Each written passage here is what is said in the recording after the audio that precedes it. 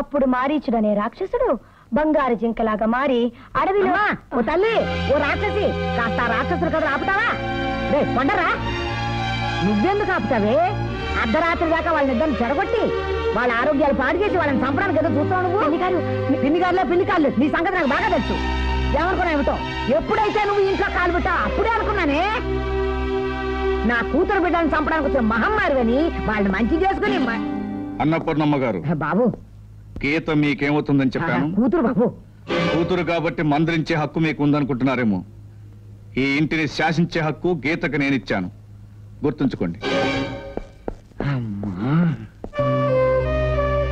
గీత నువ్వు ఇప్పుడు నా భార్య హోదాలో ఉన్నావు నువ్వు కంట తడపెడితే నేను అసమర్థుని అనుకోవాల్సి వస్తుంది లేదండి మీరు నా జీవితానికి వెలుగు చూపించిన మహానుభావులు నేను ఇంటికి వస్తూ వెలుగు తేలేకపోగా ఈ ఇంట్లో ఉన్న వెలుగుని చీకటితో నింపుతున్నానేమని బాధపడుతున్నానండి చీకటి వెలుగులు తోబుట్టువులు గీత నా జీవితంలో తొలిసారిగా అడుగుపెట్టిన రాధిక వెలుగును నింపి చివరికి చీకటి మిగిల్చి వెళ్ళిపోయింది చీకటితో ప్రారంభించిన నువ్వు తప్పకుండా వెలుగును తీసుకొస్తావనే నమ్మకం నాకుంది కానీ ఈలోపు నా మూలంగా మీ కుటుంబంలో కలతలు మీ కుటుంబంలో కాదు మన కుటుంబంలో రేపు హరి పుట్టినరోజు నువ్వు వెళ్ళి కేకు తయారు చేయించి తీసుకొస్తున్నావు ఓకే కొద్దిగా నువ్వు కార్లో కూర్చో బిల్లు ఇచ్చేసా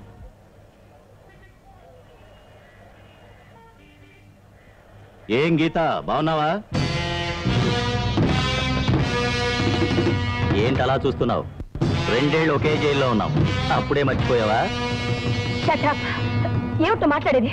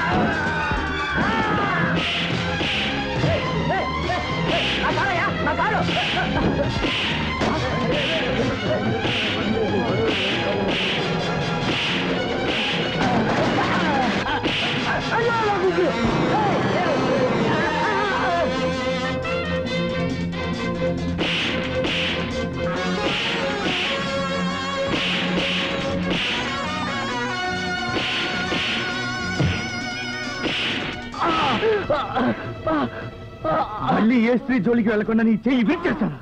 ఆగండి, నన్ను కొట్టకండి, నన్ను వదిలేయండి. నిజం చెప్తున్నాను, ఆవిడ నాతో జైల్లో ఉంది. దేవుడి మీద ఒట్టు.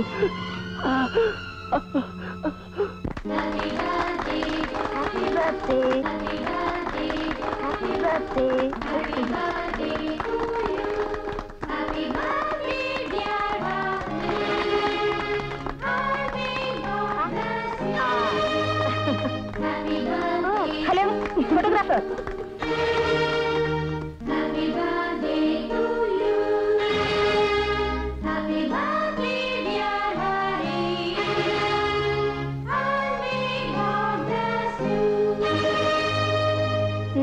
తీసుకెళ్ళి.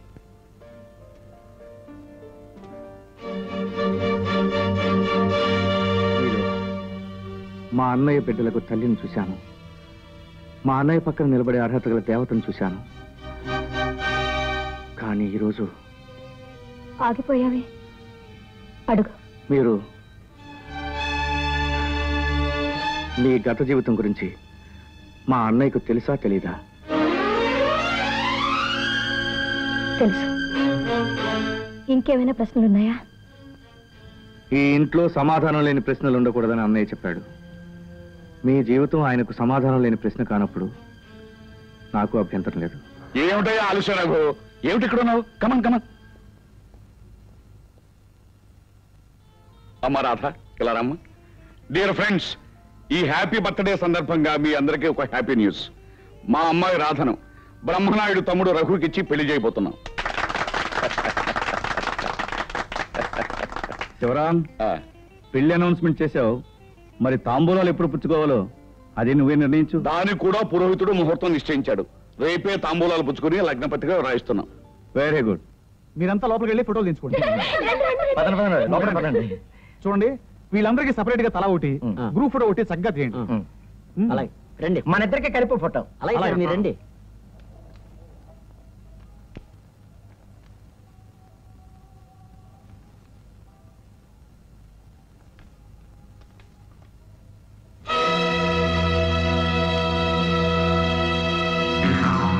చూడండి, ఈ ఫోటో ఎవరిది? ఎస్పీ బ్రహ్మనాయుడు గారి ఫ్యామిలీ ఫోటో సార్. నువ్వు చెప్పేది నిజమా? నా కళ్ళతో నేను ఫోటోలో చూశాను. ఒరే శ్యాంబాబు, అసలే నువ్వు స్పీడ్ మనిషివి. నీ మాట విని స్పీడ్ గా వెడితే ఆ బ్రహ్మనాయుడు మనని ఫేడ్ అవుట్ చేసేస్తాడేమో. అదేం జరగదు, నేను హామీ. మీరు నాకు అండగారండి, అంతే సార్. బాధ పంతులు గారు ముహూర్తం నిర్ణయించారు కదా, ఇక లగ్న పత్రిక రాయింది. చిత్తం. శ్రీరస్తు రాక్షసనామ సంవత్సర. నమస్కారం ఎస్పీ బ్రహ్మనాయుడు గారు. రాక్షసనామ సంవత్సరంలో పెళ్లి జరిపిస్తున్నారా? అవునులేండి, మీరు రాక్షసులే కదా. మిస్టర్ గోవర్ధనరావు, ఆహా, నేను శుభలగ్న పత్రికను ఆపడానికి రాలేదు. శివరాము గారు, మీరు నాకు హితులు, సన్నిహితులు. మీ అమ్మాయిని ఇంటి కోడలుగా పంపే ముందు మీకు ఒక నగ్న సత్యాన్ని చెప్పాలని నేను, తన హక్కును తాను తీసుకువెళ్ళడానికి మా శ్యాంబాబు కలిసి వచ్చాం. ఏమిటి మీరు మాట్లాడేది? నేను చెప్పేది జాగ్రత్తగా వినండి. మీ అమ్మాయిని నీతి, నిజాయితీ, సిగ్గు, శరం లేని ఈ కొంపకి కోడలుగా పంపిస్తారా? గోవర్ధనరావు, మర్యాదగా మాట్లాడు, లేకపోతే చేయి చేసుకోవాల్సి వస్తుంది. అలాగే, ముందు నిజం తెలుసుకుంటే తర్వాత ఎవరిని చేయి చేసుకోవాలో తెలిసిపోతుంది. బ్రహ్మనాయుడు గారు, మిమ్మల్ని ఊరందరూ రావణ బ్రహ్మ అంటే ఏమిటో అనుకున్నాను. కానీ నిజంగానే మీరు ఈ గీతను ఎత్తుకొచ్చి రావణాసురుడు అని నిరూపించుకున్నారు. గోవర్ధనరావునే, అమాయకుడైన మా శ్యాంబాబు భార్య ఈ గీతను మీరు ఎత్తుకురావడం నిజం కాదా? గీత, నువ్వు విడుదలవుతావని తెలిసి ఎంతో ఆనందంతో సెంట్రల్ జైలుకి వెళ్ళాను. కానీ నువ్వు ఎక్కడికో వెళ్ళిపోయావని తెలిసి బాధతో నలిగిపోయాను. ఇప్పటికైనా మించిపోయింది లేదు. పద, ఇంటికి పోదాం. తప్పమ్మా, ఆలికి మొగుడు దేవుడు, రాస్కెళ్ళు కాదు. అన్నయ్య, ఏమిటిదంతా? ఏమిటి అపనిందా? నువ్వు ఇంకొకరి భార్యను తీసుకురావడం ఏమిటి? ఇది నిజం కాదని వాళ్ళు వేస్తున్నది నింద అని చెప్పవయ్యా. I'm not answerable to anybody. Let them go to hell. అన్నయ్య, నట్టింట్లోకి వచ్చి ఆ నీతుడు నింద వేస్తుంటే చూస్తూ నిలబడతాను. ఇది నిజం కాదని చెప్పనయ్యా, వాళ్ళ రక్తం కల చూస్తాను. వదినా, నువ్వైనా చెప్పు. నేను గీత, వాళ్ళేం చెబుతారయ్యా సమాధానం? నేను చెప్పింది నిజం అని తప్పు చేసిన వాళ్ళిద్దరూ తల వంచుకుని మరీ సమాధానం ఇచ్చారు. ఎస్పీ గారు, మీకు 24 గంటలు టైం ఇస్తున్నాను. మర్యాదగా గీతను పంపించేయండి. పంపకపోతే ది గ్రేట్ బ్రహ్మనాయుడని మిమ్మల్ని ఆకాశానికి ఎత్తేసిన పత్రికలే ది చీప్ బ్రహ్మనాయుడని ప్రచారం చేసి ప్రజల చేత చీకొట్టిస్తాయి. ఈ నగరంలో ఉన్న గోడలన్నీ నా సొంత డబ్బులతో రంగులు పులిమించి మీ అసలు రంగు బయట పెట్టిస్తాను. అప్పటికీ మీరు దిగి రాకపోతే మిమ్మల్ని కోర్టుకి ఇడ్పించి జైలు శిక్ష వేయించి మీతో సొత్తు పళ్ళల్లో దొంగ సంకటి తినేలా చేస్తాను. పదశ్యాంబాబు. పంతులు గారు, లగ్న పత్రికలు రాయండి. ఆపండి. ఇదేదో బయటపడే వరకు లగ్న పత్రికల్లో రాయటానికి వీలేదు బ్రహ్మనాయుడు గారు. Sivaram, sorry mister Brahmanayudu. నీతికి, న్యాయానికి, ధర్మానికి అవతల వైపున ఉన్న నువ్వు యువతల వైపుకి ఎలా రాలేకపోతున్నావో, పరువు, ప్రతిష్ట, అంతస్తులకు యువతల వైపున ఉన్న నేను అవతల వైపుకి ఎలా రాలేకపోతున్నాను. వద్దండి, నా వల్ల ఈ పెళ్లి ఆగిపోవడం నాకు ఇష్టం లేదు. కావాలంటే నేను ఇల్లు పెట్టి వెళ్ళిపోతానండి. గీత, నా మీద గౌరవం, నా వ్యక్తిత్వం మీద నమ్మకం ఉన్న వాళ్ళైతే వాళ్ళే ఆలోచించి తాంబూలాలు తీసుకుంటారు. Sivaram, what is your final decision? ఇక డెసిషన్ అంటూ ఏమీ లేదు. ఈ పెళ్లి జరగదనేదే నా జడ్జిమెంట్. నేను వస్తాను.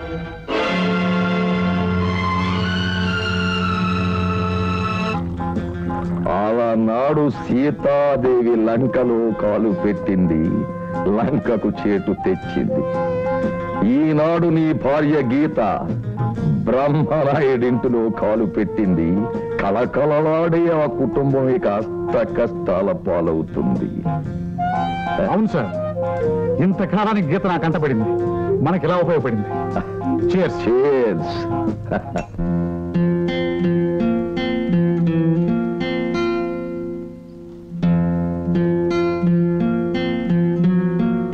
సామాన్లు తీసుకొని కార్లో పెట్టండి. పదండి. అన్ని తీసుకున్నారా లేదా? మళ్ళీ ఇంకా రావద్దు. ఇంకొక క్షణం ఇంట్లో ఉండదు. పదండి. పిన్ని గారు ఏమిటిది? ఎక్కడికి వెళ్తున్నారు? మహాతల్లి పెట్టావుగా కొంపకి చిచ్చు.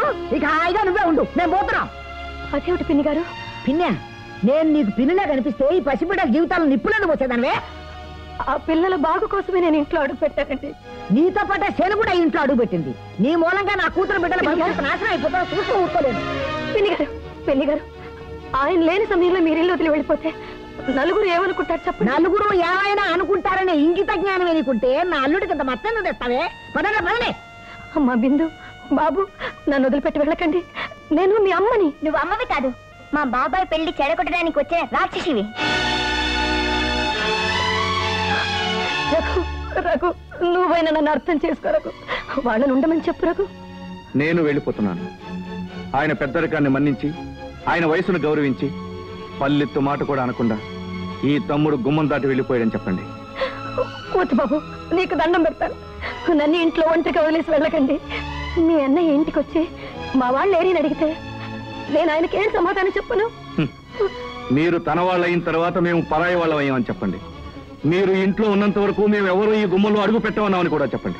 పదండి. మళ్ళీ జనరల్ బొమ్మల పిన్ని. నువ్వు తొందరపడ్డావేమో అని అనుకుంటున్నాను. లేదు రాధా, నాకంటే ముందు అన్నపూర్ణమ్మ గారు పిల్లలతో బయటకు వచ్చేయాలని నిశ్చయించుకున్నారు. కనీసం వాళ్ళ కోసమైనా నేను ఇల్లు విడిచి రాక తప్పలేదు. మరైతే ఏం చేయదలుచుకున్నావు? మీ నాన్నగారి ఆశీర్వాదంతో లాయర్గా ప్రాక్టీస్ పెడతాను. అన్నదమ్ముల మధ్య వచ్చిన కలతలకి కాలమే సమాధానం చెప్పే వరకు ఎదురు చూస్తాను. Wish you best of luck. Bindu, Hari, Raghu, Annapurnamma గారు.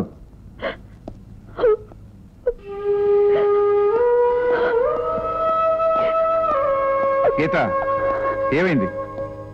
వీళ్ళంతా ఎక్కడికి వెళ్ళారు? అందరూ ఇల్లు వదిలిపెట్టి వెళ్ళిపోయారు. అందరూ వెళ్ళిపోయారా? ఎక్కడికి వెళ్ళారు? ఎందుకు వెళ్ళారు? వాళ్ళు ఇంట్లో ఉండాలంటే నేను ఇల్లు వదిలిపెట్టి వెళ్ళిపోవాలంటే. ఏమండి, నా కోసం తోడు పుట్టిన వాడిని కన్న బిడ్డల్ని దూరం చేసుకోవడం ఎందుకండి? అందుకని వెళ్ళిపోదాం అనుకుంటున్నావా? ఈ అన్న తమ్ముడితో రాయబారం చేసి వాళ్ళని ఇక్కడికి తీసుకొస్తాడు కానీ నిన్ను మాత్రం వెళ్ళినప్పుడు. ఓకే?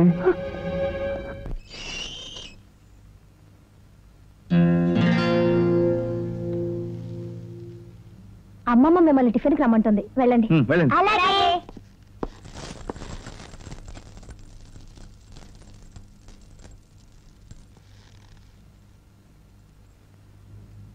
కదా, ఆయన ఎందుకు వచ్చారు అడుగు.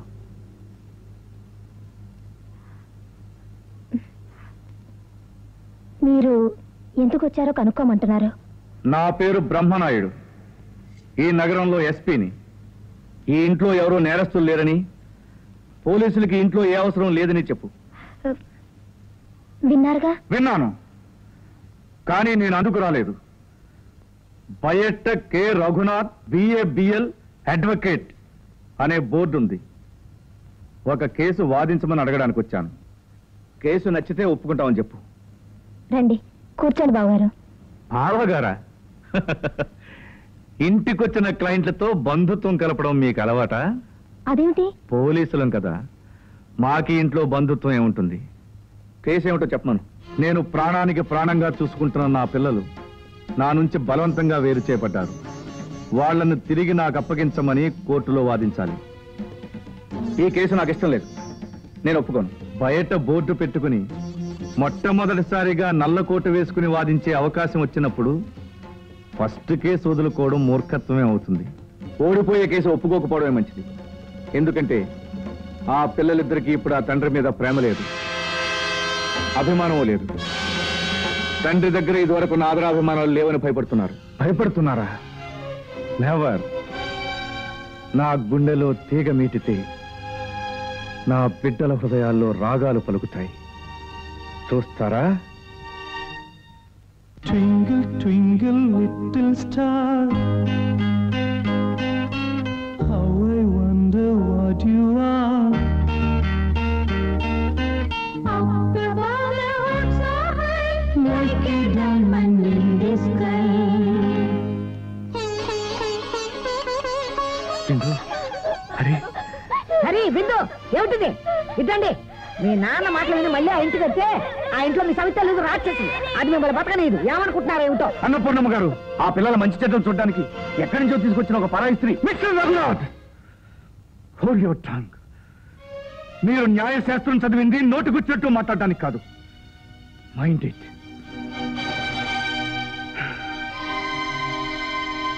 అభిమానం అనే ఈ కేసులో నేను ఓడిపోయి వెళ్ళిపోయినా పర్వాలేదు.